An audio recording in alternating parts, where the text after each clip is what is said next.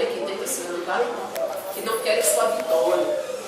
Mas Jesus, ele está aqui. E aqueles que confiam nele, que esperam nele, ele dá a vitória.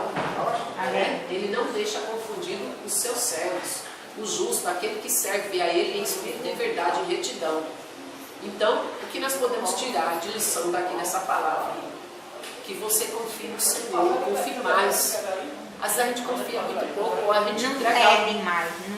Às vezes entrega algo na mão do Senhor, mas fica muito preocupado, então você não está confiando.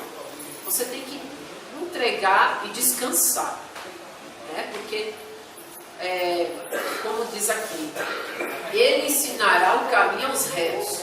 Se você for justo, ele vai te ensinar. Não precisa, como é que eu sei, como é que eu vou seguir o Senhor? Como é que é servir ao Senhor, né? Como é que é andar em retidão?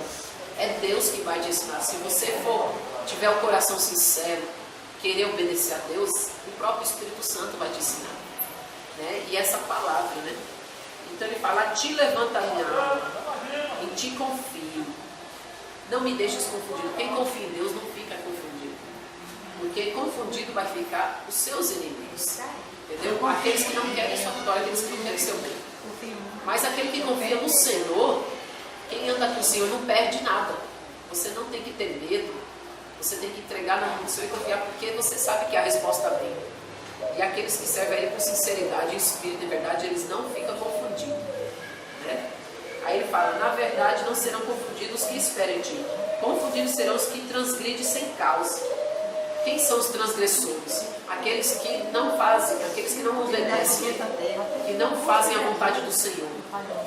Esses são os transgressores, né?